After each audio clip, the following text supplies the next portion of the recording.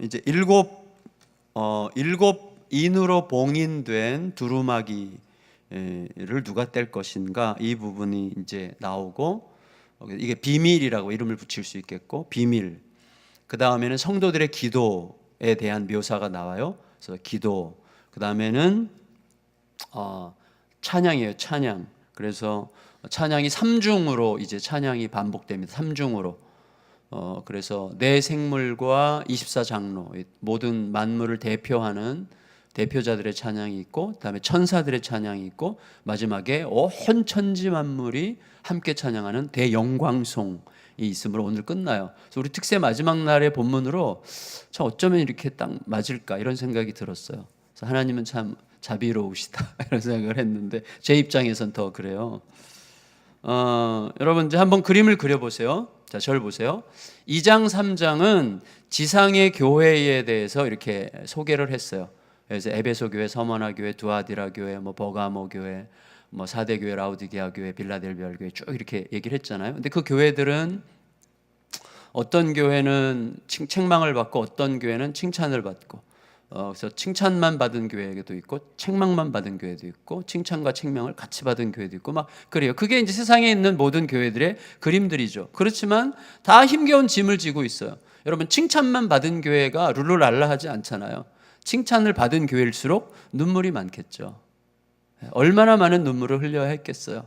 그래서 예수님께서 지상의 교회, 충성했던 지상의 교회 성도들을 마지막 날 만날 때 예수님께서 행하시는 첫 번째 예수님 행동이 뭐예요? 그 눈에서 눈물을 닦아주시는 거죠. 계시록에 계속 되잖아요. 그 눈에서 눈물을 닦아주시리니. 우리의 눈물을 만나시는 게 우리와 만나는 첫 번째 방식이죠. 그래서 사실 이 땅에 있는 교회들은 충성을 하면 충성하는 대로, 충성 안 하면 충성 안 하는 대로 계속 이제 무거운 짐이 있든지 아니면 환난과 어려움에 눈물이 있든지 다 있는 거죠. 이 땅의 교회는 완전할 수 없어요. 예, 그래요. 물론 충성함으로 눈물 흘리는 교회가 돼야죠. 예, 그리고 그 눈물이 비참한 눈물이 아니잖아요. 영광스러운 눈물이잖아요. 그 눈물은 흘려야죠. 제가 늘 얘기하지만 헤어질 때 안 울고 싶어서 정을 안 주는, 이거는 좀 너무 얄팍하다고 말씀드렸어요. 헤어질 때 눈물을 흘리더라도 사랑해야죠. 그 사랑이 찢어지는 눈물이 얼마나 아름답습니까? 근데 어쨌거나 충성으로 인해서 마음속에 생기는 눈물이 있으면 좋겠는데, 이제 2장 3장이 그 지상의 교회의 그림이잖아요. 4장, 어제 본문과 이제 오늘 본문은 천상의 교회의 그림이에요. 어제 본문에서는 천상의 그 교회, 하나님의 보좌를 중심으로 어떻게 온 생명체들을 대표하는 내생물과 신구약의 모든 백성을 대표하는 24장로와 그 다음에 모든 그 질서가 어떤 식으로 하나님 앞에서 하나님의 영광을 중심으로 질서정연하고 조화롭고 아름답고 풍성하고 찬양으로 가득한지를 이제 보여줌으로써 천상의 교회의 그림을 보고 이 땅의 지상의 교회에서의 삶을 살아가도록 격려하고 계시다. 특별히 초대교회의 그 엄청난 환란을 우리가 기억하고 있지 않습니까?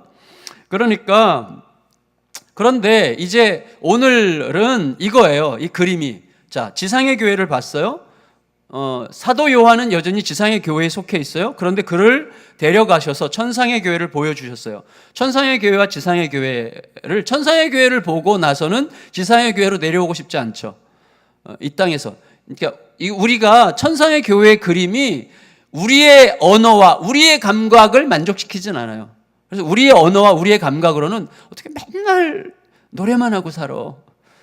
맨날 천국에서 면류관 벗어도 팔이 얼마나 아프겠어. 우리들의 감각이 이게 우리들의 감각. 맨날 보좌 주변에 앉아서 하나님을 아련하고 그럴 거라고. 이건 이제 우리들의 감각과 우리들의 언어의 한계죠. 천상의 영광을 우리가 어떻게 담아내겠어요? 그렇지만 거기에 있는 그 모든 그림이 우리에게 보여주는 게 뭐예요? 영광과 존엄과 아름다움과 조화로움과 서로에 대한 지극한 애정과 사랑과 우리가 정말 마음 깊이 그리워하는 그것이 온전하게 표현된 그 그림을 이제 봤는데, 그러면 요한과 함께 요한계시록을 읽고 있는 모든 사람은, 지금 우리는 이 지상의 교회와 천상의 교회 사이에 이제 낀 존재가 되는 거예요. 그래서 천상의 교회를 보면서 지상의 교회를 살고 지상의 교회를 살면서 천상의 교회를 보면서 이제 이렇게 이제 오고 가면서 살아가는 존재라고 지금 우리를 초대하고 있는 건데, 그때 천상의 교회에서 사도 요한에게 들어온 게 이 세 가지예요. 비밀과 기도와 노래인데, 자, 노래는 이제 결론이고 비밀은 뭐예요? 죽임당하신 어린 양이에요. 그러니까 죽임당하신 어린 양과 성도들의 기도가 강조되고 있어요. 그게 무슨 말인가 하면 지상의 교회와 천상의 교회를 이어주는 힘이 어린 양 예수 그리스도와 성도들의 기도라, 이렇게 말하고자 하는 거죠. 그래서 우리의 성도들의 기도와 어린 양 예수 그리스도가 지상의 교회와 천상의, 우리 이 땅에서의 지상의 교회에서의 한계와 제한성과 열악함과 힘겨움 사이에서 살면서도 천상의 교회를 그리면서 누리면서 그리고 맛보면서 살아가도록 하는 힘이 성도들의 기도와 어린 양 예수 그리스도에 대한 찬양 속에 있는 거죠. 그게 이제 이런 식으로 오늘 본문에 전개되고 있는 건데, 제일 먼저 이 요한을 올라오라 그래서 제일 먼저 보여주신 게 뭐냐면, 하나님의 오른손에 일곱 인으로 봉인된 안팎으로 쓰인 두루마기가 있어요. 이제 6장부터 가면 뭐예요? 일곱 인이 하나씩 떼어지면서 세상에 대한 심판이 시작되는 거거든요. 근데 이 일곱 인으로 봉인된, 그래서 하나씩 떼어서 이제 펼쳐지는 건데, 일곱 인으로 봉인된 두루마리가 이제 있어요. 1절을 읽겠습니다. 1절 시작. 내가 보매 보좌에 앉으신 이의 오른손에 두루마리가 있으니 안팎으로 썩고 일곱 인으로 봉하였더라 그랬어요. 여러분 보세요. 이 당대에, 지금 요한계시록에 쓰여지는 그 당대에 모든 중요한 법적 문서들은 자주 7명의 증인이 사인하는 거예요. 7명의 증인의 인증으로. 옛날에 황제가 편지를 보낼 때 어떻게 하죠? 이렇게 크레용 같은 거, 그거 뭐라 그래? 녹는 거, 밀랍, 빨간색 밀랍을 거기다 이렇게 놓고 도장을 꽉 찍으면 밀랍이 굳으면서 봉인되는 거잖아요. 그거는 무슨 뜻이에요? 황제가 허락한 사람 외에는 누구도 열어볼 수 없다는 뜻인데, 아주 법적으로 중요한 문서는 7명의 증인이 그렇게 봉인을 해서 누구도 열어볼 수 없게 하는 그런 이제 문화가 있었어요, 그 당시에. 그러니까 완벽하게 잠겨진 거예요. 완벽하게 잠겨졌어요. 누구도 바꿀 수 없고 누구도 변개할 수 없는 확고한 확고한 진리가 그 안에 비밀로 간직되어 있는 것이죠. 근데 이제 7인이 떼어지면서 우리가 알게 되는 건 뭐죠? 인이 하나씩 떼어지면서 알게 되는 게, 그게 이제 세상에 대한 심판이고, 어둠의 세력이 활개쳤던 모든 세상, 어둠의 세력으로 통했던 모든 세상에 대한 심판이죠. 그렇다면 여러분, 이 비밀 문서는 왜 가려져 있는 것이죠? 사단에게 가려져 있는 셈이죠. 사단에게. 사단은 뭐예요? 비밀을 캐내고 참소해서 멸하는 일의 전공자죠. 그래서 이 비밀은 감춰져 있어야 되고, 사단이 전혀 알아챌 수 없는 방식으로 무너지도록 하는 방식이어야 되는 것이죠. 그러니까 이게 비밀 문서가 여기에 비밀이 있고 역설이 있는 것이죠. 여러분, 무슨 말이에요? 두루마기는 갇혀 있는 거예요. 지금 이 두루마리는 갇혀 있고 알려지지 않고 있고 비밀로 묶여 있어요. 그런데 영원히 갇혀 있으면 안 돼요.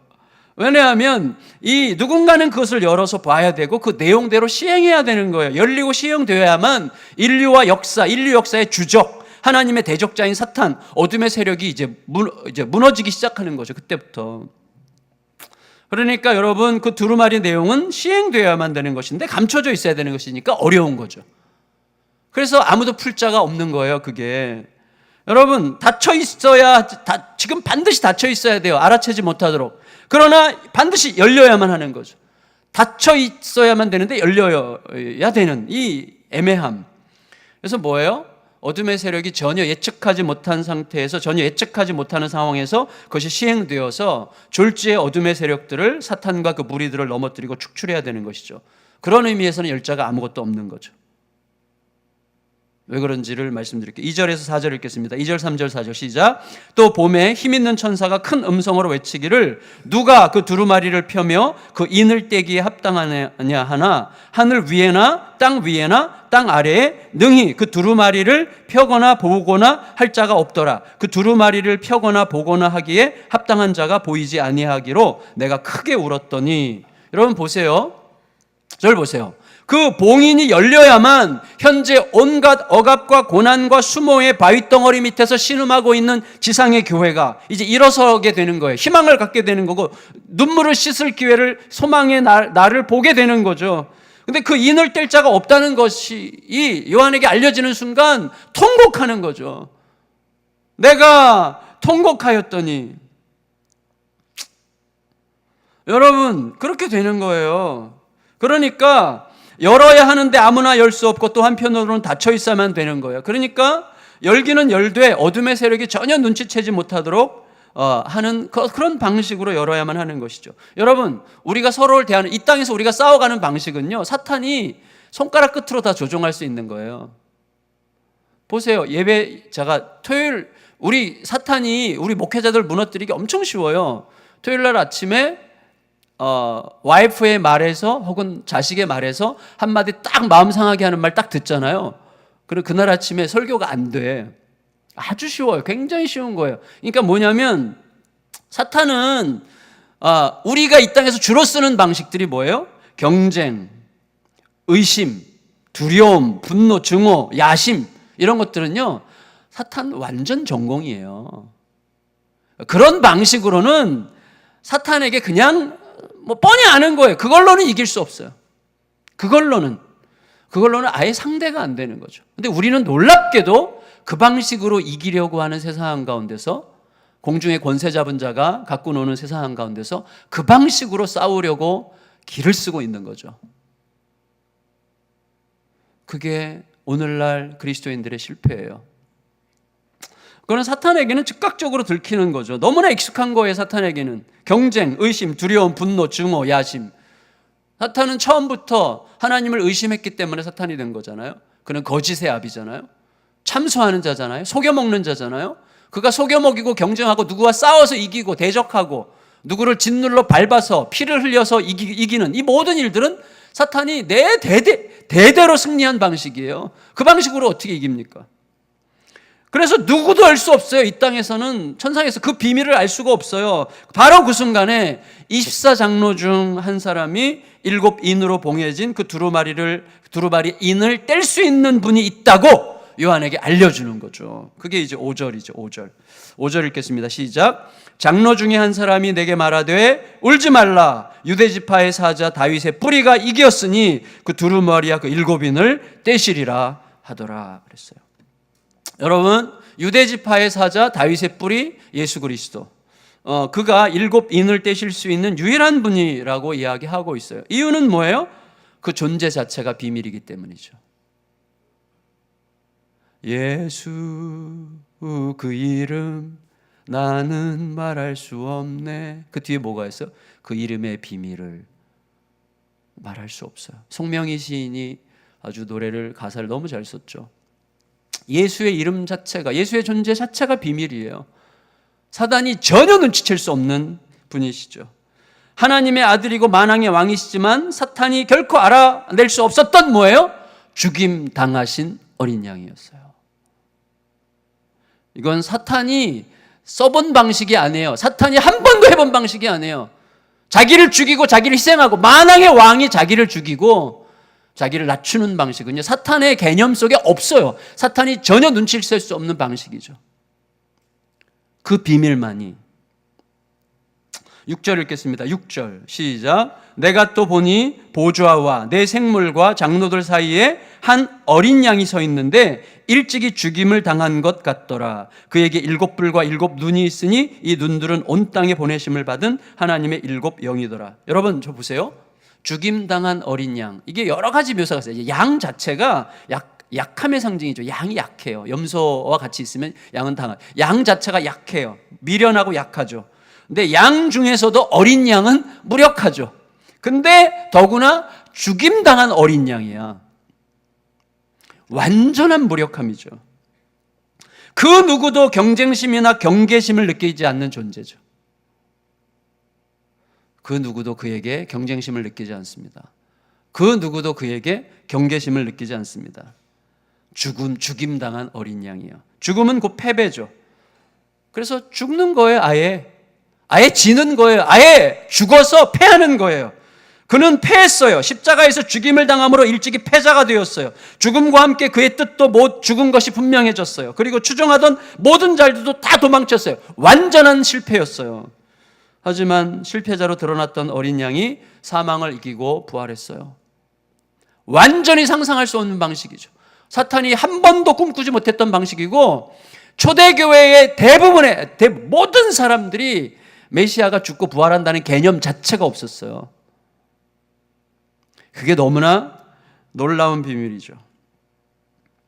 여러분, 죽음과 함께 모든 것이 끝난 줄 알았는데 사탄이 드디어 그 방식으로 패한 거예요. 여러분, 따라서 사탄이 자기 상대라고 생각할 수 없었던, 도대체 자기 상대가 될 수 없었던 십자가로 가는 그 어린 양, 자기 상대가 아니죠. 일단 최종적인 사탄의 승리죠. 일찍 죽임당한 어린 양이야말로 일곱 인을 떼기에 가장 합당한 분이시죠. 사탄의 싸움 방식으로는 절대로 상상할 수 없었던 매우 보잘것없는, 그러나 그것이 가장 강력한 힘이 되는 그게 그리스도의 우리를 향한 십자가의 은혜예요. 여러분, 사탄의 이미지는 뭐예요? 부르짖는 사자, 거칠고 두려운 용, 그 졸개들인 짐승들도요 얼마나 호전적이고 위협적입니까? 다 그런 그림들이에요. 근데 그래서 우리는 그런 것들에 꿀리지 않으려고 우리도 힘을 구해야 돼. 힘을 얻어야 돼요. 막 힘을 더 키워야 돼요. 나도 좀 다른 사람이 우습게 보지 않을 만한 뭔가를 갖춰야 되는 거죠. 그런 식으로 이 땅을 살아가게 될 때에 우스워지는 거죠, 사탄에게는. 여러분, 이때 하나님은 어린 양을 세우신 거죠.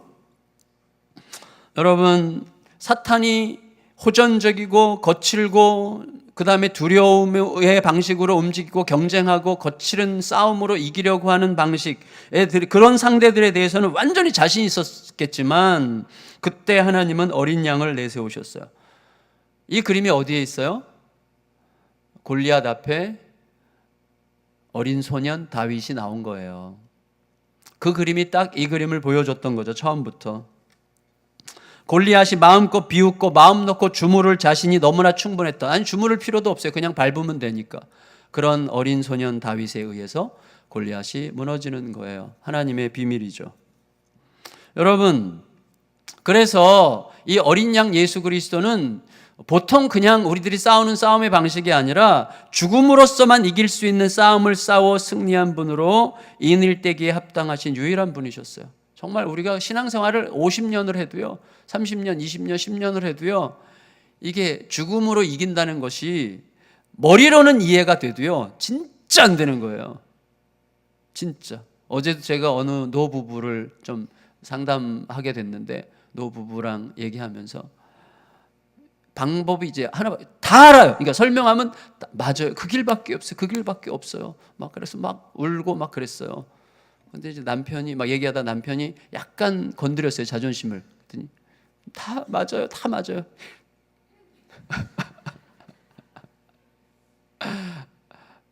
그렇게 되는 거예요. 날마다 예수 그리스도에 삼켜줘야 돼요, 진짜로. 네. 죽어서 산다는 게 기죽어 살고 그 다음에 뭐 이런 게 아닌 것 같아요. 무조건 참고 무조건 인내하고 안 해요. 죽는다는 것은 때로는 목숨을 각오하고 싸우는 게 죽는 거죠. 네. 불의에 대해서 목숨 걸고 나가는 게 죽는 거예요, 어떤 때는. 그렇지만 하나님이 많은 경우에 우리로 하여금 죽음으로 사는 게 뭔가를 알게 하세요. 근데 우리가 알아요. 알면서도 잘 못 가는 거죠. 그래서 주님의 은혜가 너무나 필요하죠. 근데 어쨌거나 여러분, 하나님의 역사는 그런 비밀 중에서 이루어져요. 너무나 평범해서 아무도 주목하지 않아요. 감추어져 있어요. 하지만 거기에서 새 역사가 시작되는 거예요. 그래서 오늘날 교회가 교회 이름을 높이고 교회의 영광을 드러내고 우리 교회가 이런 교회다라고 선전하고, 이거는 사탄이 볼 때는 완전히 아무것도 아닌 거예요. 상대가 안 돼요. 그런 방식으로는 교회가 이길 수가 없고요. 성도들도 왜 나를 봐? 내가 어떤 사람인 줄 알아? 이건 사탄이 아주 우습게 생각하는 거죠. 그냥 탁 건드리면 무너지는 거예요. 그런 방식으로는 절대로 이길 수 없는 것입니다. 예수 그리스도만이 그래서 답인 거예요. 예. 여러분, 어린 양 예수 그리스도가 나타나시자 요한은 울음을 그쳤어요. 예, 울음을 그쳤어요. 어린 양은요, 이 어린 양은 7뿔과 7눈을 가지셨다 그랬어요. 아까 우리가 읽었죠. 7눈은 뭐라 그랬어요? 온 땅, 안 읽었나요? 6절 다시 읽겠습니다. 시작. 내가 또 보니 보좌와 내 생물과 장로들 사이에 한 어린 양이 서 있는데 일찍 죽임을 당한 것 같더라. 그에게 7뿔과 7눈이 있으니 이 눈들은 온 땅에 보내심을 받은 하나님의 7 영이더라. 자, 이게 참 우리에게 얼마나 위로가 돼요. 여러분 보세요. 자, 이 어린 양은 7뿔 권세죠. 7눈을 가지셨어요. 자, 완전한 권세, 7뿔은 완전한 권세. 7눈은 뭐예요? 온 땅에 보내심을 온 땅에 보내심을 받은 하나님의 7 영이더라 그랬어요. 다시 말하면 뭐예요? 자, 어린 양은 7 인을 떼기 위하여 하나님의 보좌 앞에 계세요. 동시에 7 영을 통해 온 땅 구석구석에 계세요. 그게 지금 딱 그 그림 아니에요? 예수님께서 부활하신 다음에 성령을 보내셨죠. 예수님은 하나님의 보좌 우편에서 인을 떼고 계시지만 우리에게 성령이 오셔서 우리를 살피시잖아요. 딱 그 그림이에요. 지금 초대교회 성도들에게 그거를 얘기하고 계시는 것이죠. 그래서 자기 백성 지상의 교회의 필요와 고통과 기도를 즉각적으로 아시죠. 예수의 영이니까 즉각적으로 아시죠. 사도 바울도 비슷하게 얘기했어요. 내가 너희와 멀리 떨어져 있지만 나의 영으로 너희들을 알고 있다. 이런 식으로 얘기하죠. 이게 되게 중요한 거예요. 지상교회의 필요와 고통을 예수님은 충분히 아시죠. 하나님의 보좌 우편에서 또한 우리를 위해서 기도하시죠. 자, 이 어린 양이 하나님의 오른손에서 두루마리를 취하시자 이제 네 생물과 24장로들, 네 생물이 뭐예요? 온 생명체들의 대표자고 24장로는 신구약의 모든 하나님의 백성들의 대표자라 그랬죠. 그래서 온 만물의 대표자들이 찬양 드릴 준비를 하는데 동시에 이들이 뭘 들고 있어요? 손에 금대접을 들고 있는데 이 금대접이 뭐라 그랬어요? 성도들의 기도라 그랬어요. 자, 7절 8절 읽겠습니다. 7절 8절 시작. 그 어린 양이 나와서 보좌에 앉으신 이의 오른손에서 두루마리를 취하시니라. 그 두루마리를 취하심에 네 생물과 24장로들이 그 어린 양 앞에 엎드려 각각 검은고와 향이 가득한 금대접을 가졌으니 이 향은 성도들의 기도들이라. 이게 너무 아름다워요. 다시 말하면 뭐예요? 온 세상을 대표하는 모든 천지만물의 대표자들이 노래를 부르는데 그 노래에 이 땅 지상교회의 고통 속에 신음하며 올려드리는 성도들의 기도가 함께 있어서 천상의 교회에 알려지고 있어요. 그게 지상의 교회와 천상의 교회를 연결하고 있는데 이 성도들의 기도는 어린 양의 이름으로 드리는 기도죠. 하나님께 받아들여지는 그 기도죠. 그래서 여러분 이렇게 그림이 그려져요. 어찌 보면 하늘에서 일어나는 7 인을 떼는 이제 온 세상에 대한 심판의 시작인데 그 7 인을 떼는 사건, 그래서 세상에 대한 하나님의 공의로운 심판이 시작되는 그 거대한 일이 성도들의 기도에 대한 대답으로 시작되는 것 같이 말씀하고 계시는 것이죠. 성도들의 기도와 함께 인이 떼어지잖아요. 성도들은요 여전히 이 땅에 살면서 자기 연약함 때문에 어둠의 공격 때문에 믿음의 인내로 인한 눈물 때문에 신음할 수밖에 없지만 그는 어느새 기도를 통해서 천상교회에 올라가 있는 거예요. 우리의 기도는 내가 지금 천상교회에 올라가 있게 되는 그런 현상인 거죠. 근데 우리의 기도가 천상에 올라가지 못하는 이유는 뭐예요? 계속 내가 하늘로 올라가는 방식의 기도가 아니라 하늘을 내게로 끌어내리는 방식의 기도예요. 지금 이 문제 있잖아요. 이 문제 빨리 와서 이거 고쳐주시고, 이거 고장났어요. 이거 고쳐주시고, 이거 문제 생겨, 이거 고쳐주시고, 계속 이 땅에 것 가지고 계속 얘기하는 거예요. 하나님, 이런 문제들에도 불구하고 저는 주님께 속한 자입니다.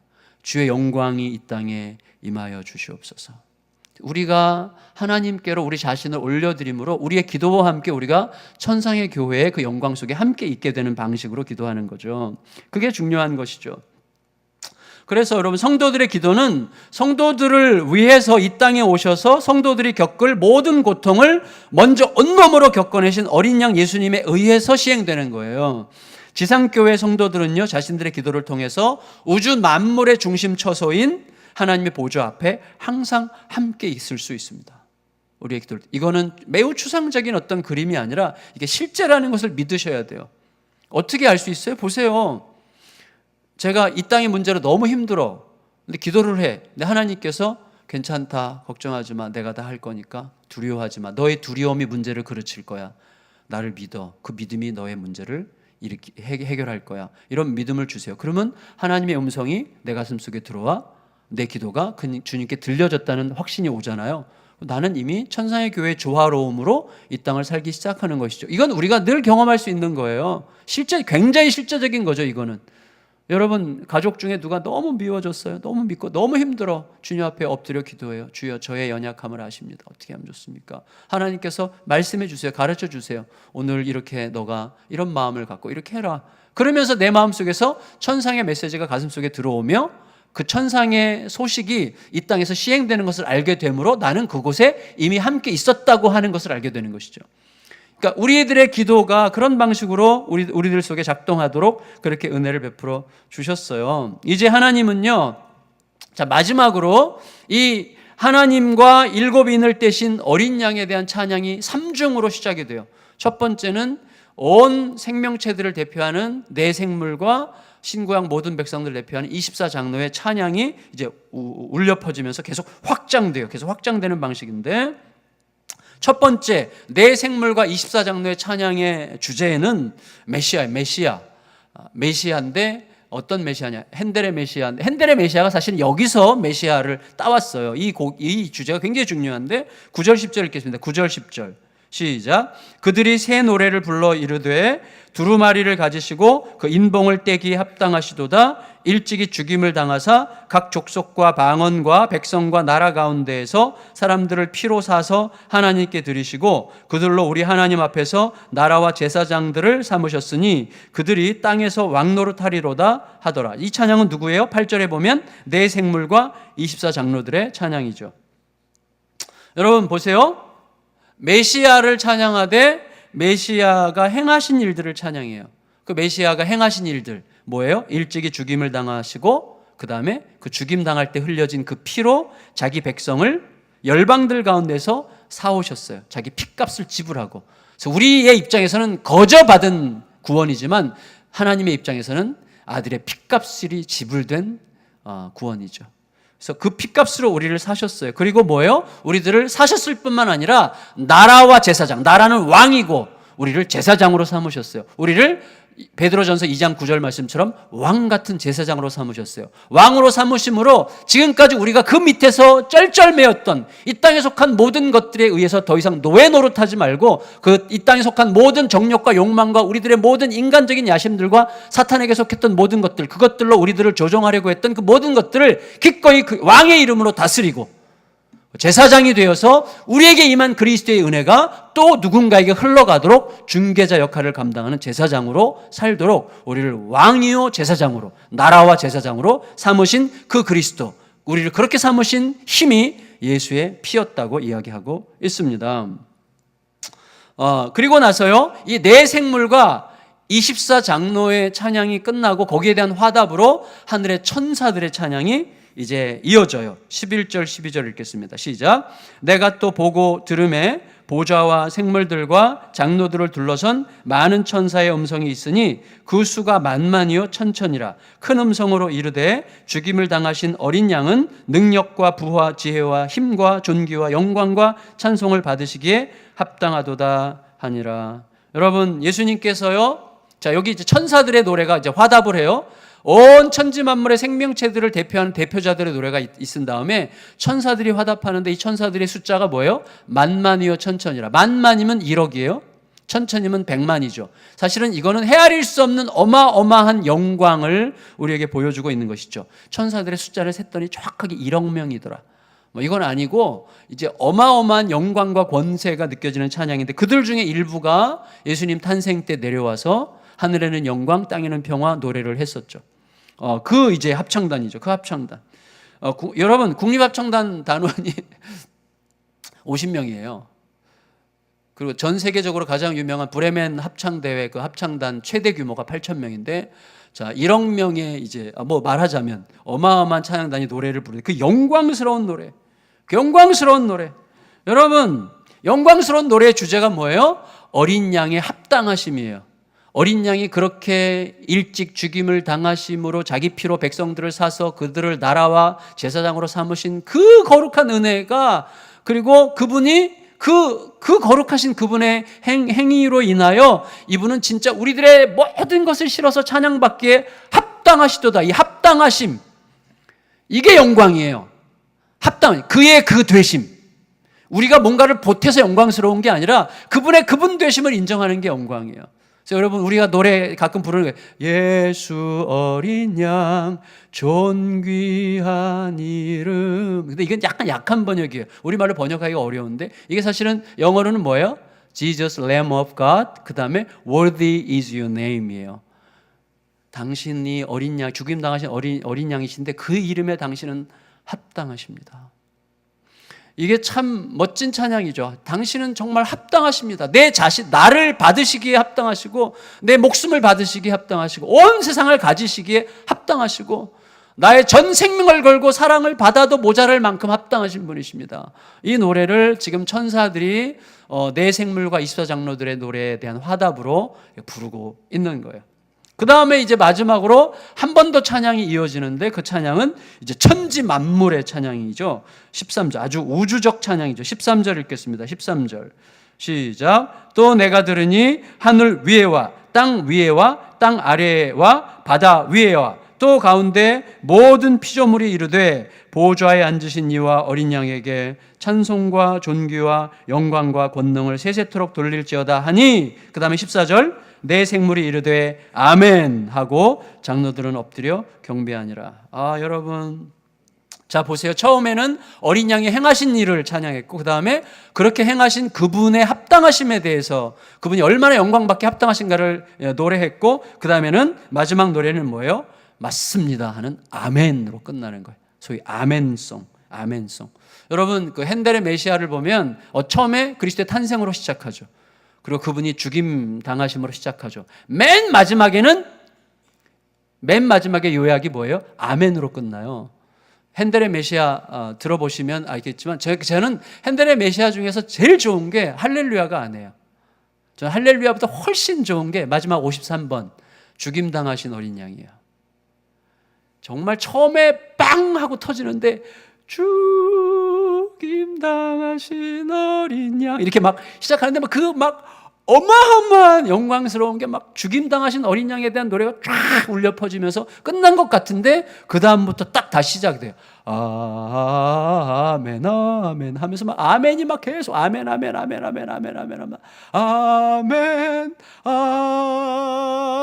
아멘 이렇게 끝나죠. 이 핸델이 정말 성령의 영감으로 이 찬양을 썼어요. 막 가슴이 벅차고 막 눈물이 나죠. 아멘이에요, 진짜. 그러니까 우리의 모든 삶의 끝이 아멘이에요. 찬송과 영광과 경배를 받게 합당하신 어린 양, 아멘 하고 끝나는 것이죠. 아멘. 여러분, 말씀을 마칠게요. 일주일 동안 고생하셨는데요. 여러분, 저는 고생하지 않았어요. 저는 일주일이 참 행복했던 것 같아요. 하루하루가. 근데 여러분, 이 땅에서는 두세 사람만 모여도 신경전이 벌어져요. 아니, 두 사람, 부부 사이에서도 신경전이 벌여요. 긴장하고 다투고 분열해요. 백성들을 대표하는 자들도 주먹다짐에 신물나는 자화자찬으로 국민들의 마음을 멍들게 하죠.